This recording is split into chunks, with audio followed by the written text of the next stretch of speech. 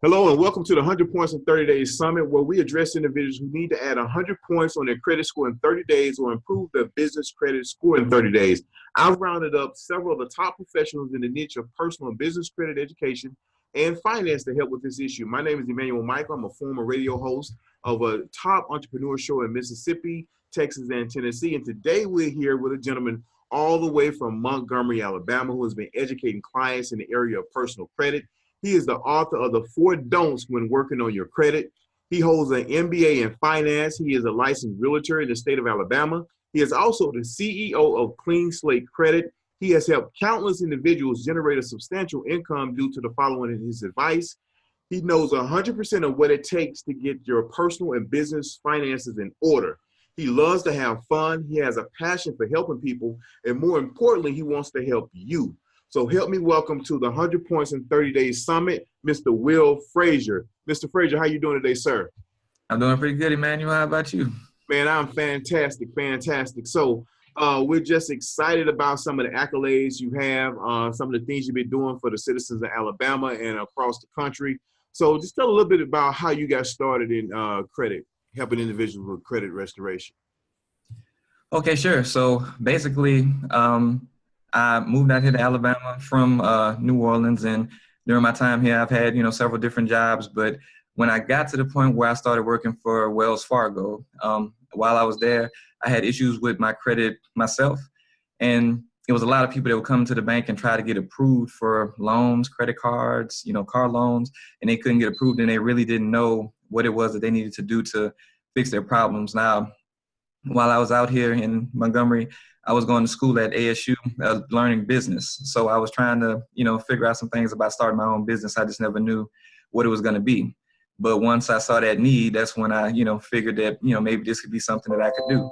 So at the same time, I also knew that I had issues with my personal credit, so I needed to learn how to fix those. So, of course, I started off on myself, did some research, talked to some people that were doing it, and I figured out how to actually help myself, got a repo removed off of my credit, countless collections and things like that. So once I saw that it worked for me, I decided to help a few of my customers that were regulars that I knew had issues with their credit.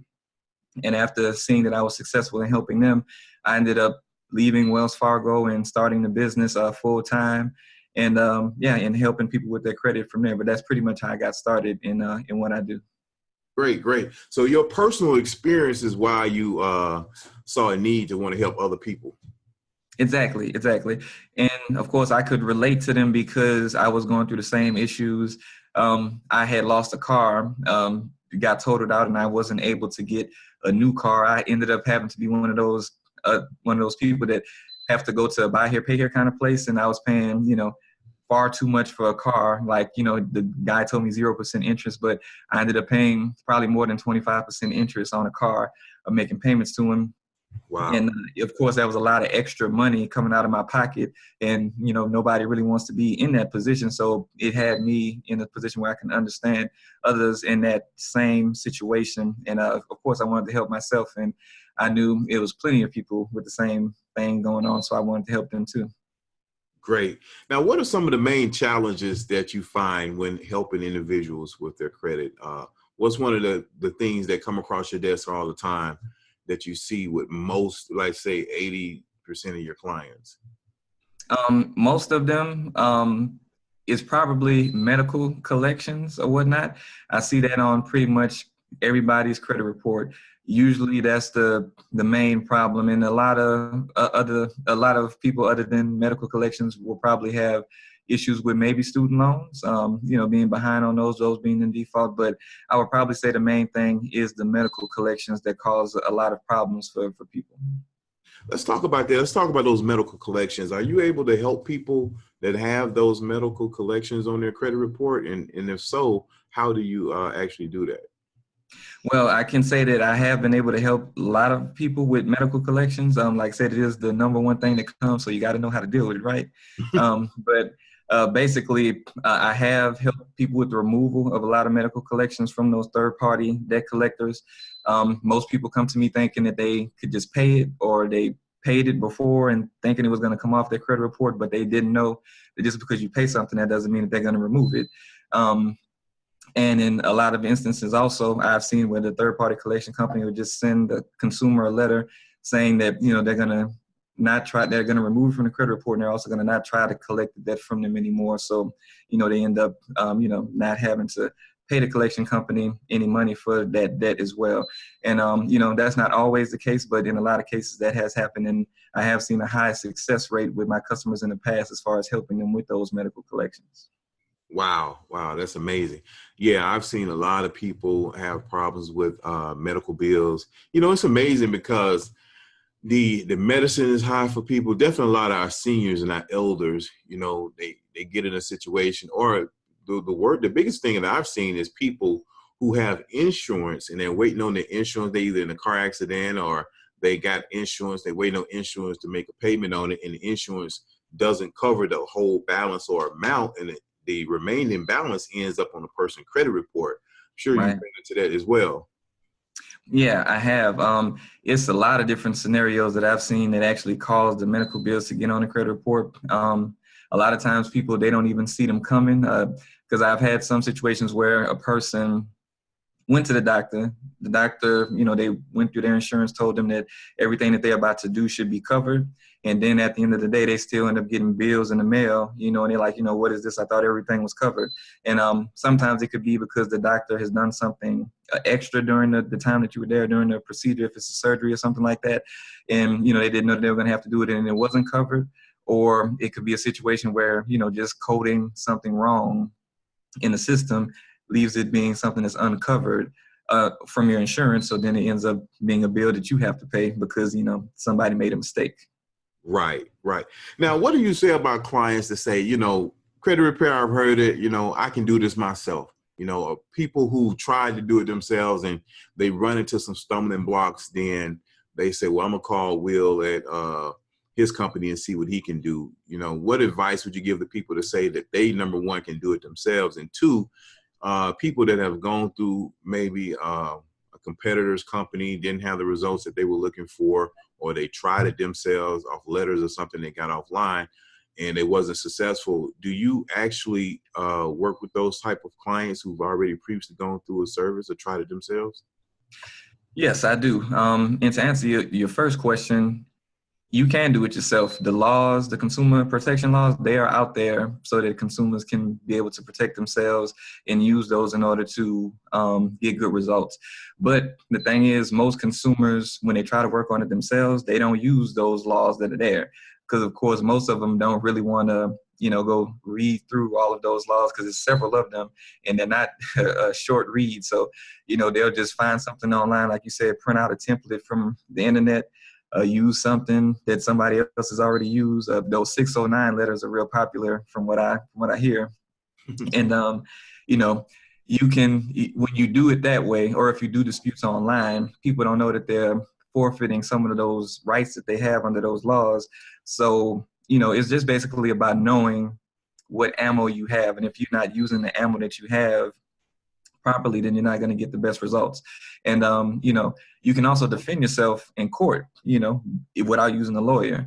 But the lawyer knows more of how the system works. They know what the judges are looking for, what the jury is looking for, and they know how to approach things in a proper way to get the best results. So, you can defend yourself in court, but it's better to have a lawyer. And that's what hiring a credit repair company does for you. It's hiring people that know the laws, they know the system and how it works. And I know that people have been to companies in the past and they may have seen bad results or no results. So they think that all of it doesn't work, or they think that all companies are just bad companies, because that's what you hear usually before you go into it anyway. But it's just like any other company. They have good companies out there and bad companies when it comes to anything that you pretty much buy. So you have to do your research, and you also have to know what you're looking for, because if you don't know the certain aspects of how the credit repair process is supposed to work, you'll hire the cheapest person out there on the block because you think everybody is doing the same thing. So you need to know the difference between what's a successful process and what's not. So, that's what I tell people. You need to do research and you need to understand how it works, because I know some companies may take longer than others because they dispute less items, during the time frame that they're disputing for you. Or it could be a number of other things. People could just be saying that stuff isn't yours and that it's fraud. And of course, that's not necessarily going to get you the best results. So it's all about understanding what the person is doing for you and what they can offer you to make sure you're going to get the best results. Great. And what advice would you give someone that's looking to start a business, but they have less than perfect credit?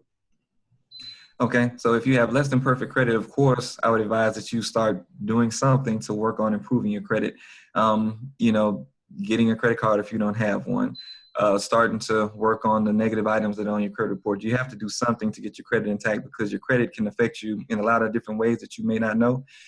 Like I know some companies have to have surety bonds in order to operate. So in order to get a surety bond, they look at your credit. So you can end up paying a significantly higher amount for your surety bond if you don't have good credit. So if you go ahead and work on that, that can be the difference between you being able to start your business or not. Because if you need to have one and it costs too much, then you can't start the business that you intended on starting. But besides that, you may want to get a business loan. And, some business loans will look at your personal credit, especially in the beginning until you've built up your business credit. So it's going to be important for you to make things easier for you to get things started, to work on your personal credit, make sure it's in good standing, and go from there. Right. You did a post on Instagram and you quoted Ralph Waldo Emerson. You said, the only person you are destined to become is the person you decide to be. And that was very, very inspirational. I was taking a look at that, because anybody can make a change at any point in time in their life, and it's all about you deciding when that change is going to happen. You can make the decision in 1 second to say, you know what, I'm going to get my credit repaired. I'm going to stop eating meat or whatever your situation is. It all boils down to you. And some of the biggest challenges with individuals that I've noticed in this industry, in credit restoration, individuals that has less than perfect credit, is not a credit problem they have, it's a behavior problem. That's right. That's right. It really is. And behaviors are the hardest things for us to change as people. But part of that, like the post was saying, is that you have to decide who you want to be. You can learn, anybody can learn the actions to take. It's information out there. So you just have to look up the information, find it, and, see what it is that know what you're supposed to know. And then you can take on the actions and, actually do those actions. But usually the actions aren't going to be sustainable if you haven't decided that you're going to be a different person. And one thing that I've advocated in the past is having an 850 mindset, like a 850 credit score mindset. You have to think like a person with an 850 in order to get there. You can, know the actions and, do, like I said, you might do them for a little while, but then once you fall back into those old habits and old behaviors, you're going to go right back to thinking like a 500 credit score person, and then your credit score is going to follow right after that. And that's why it's not okay in my book to just help somebody get a better credit score. You also need to tell them and teach them the things that they need to know to maintain that good credit score. Because if you just give somebody that had a 500 to 850, of course, they're going to be happy. They're going to go and probably buy some things that's going to put them right back into that 500 credit score, because they're not going to have the money to maintain it. They're not going to maintain it properly because they don't know how they're supposed to. So, again, it goes back to you have to decide who you want to be, and then you have to adopt that mindset and that lifestyle and those behaviors to make sure that it sticks. Great. Hey, I'm going to change it up a little bit. On a scale of 1 to 10, how weird are you? How weird am I? Yeah. To most people, I might be about an 8, 9, something like that. Let's go ahead and throw it up there. I'll say that. But, it's a good thing, too, because you don't want to follow the crowd because, I think the statistic is the 1% or the 2% didn't become the 2% by following the 99% or whatever. Mm-hmm. Exactly. So, you got to be different. So if you could send yourself a message 10 years ago, what would you tell younger Will Frazier? What advice would you give yourself? Younger Will Frazier? I would have told myself to probably get better grades in high school so that so I could have got scholarships and I wouldn't have had to have those student loans that I have. That's probably would have been the bigger message the best message I could have sent myself. Other than that, I don't really know that I could have prepared myself to be where I am now, because I definitely didn't think I was going to be, where I am today, on the path that I am today. Great. Based on the post and the information and the content that you're putting out on your social media profile, what is the one reason why you would say most people fail? Most people fail when it comes to their credit, or just in anything? Correct. When it comes to their credit. The number one reason that most people fail, I would say, is because of the I have to have it now mindset. The instant gratification, because people usually go out. Let me put it like this. Sometimes people get more money, get a higher paying job, get an increase in income.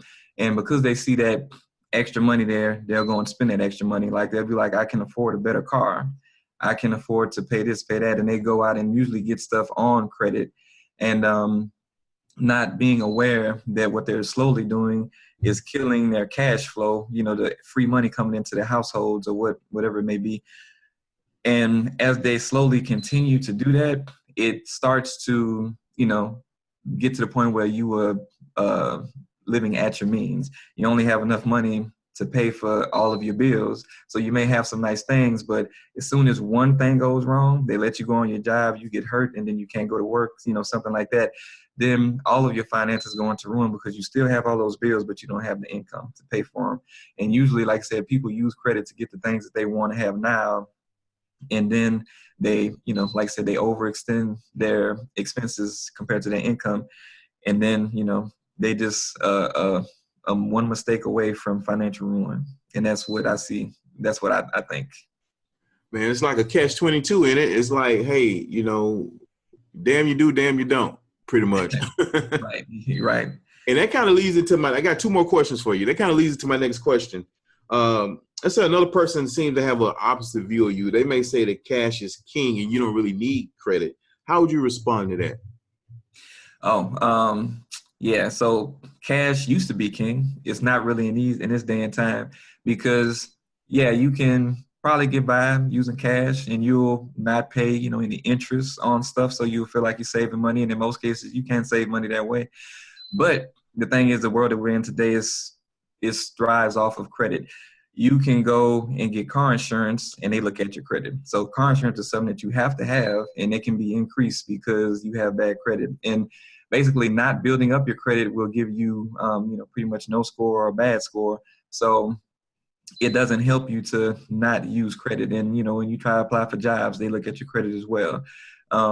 So it's important to build up your credit. And eventually, there are going to be some things that you are going to have to use your credit for, like, say, a house or a car. Just unless you're balling like that, you have that type of money where you can't go and pay cash for things like that, you're going to have to use your credit at some point. And even if it's not directly for you buying something that you want to buy, like I said, jobs, insurance, all of those places look at your credit.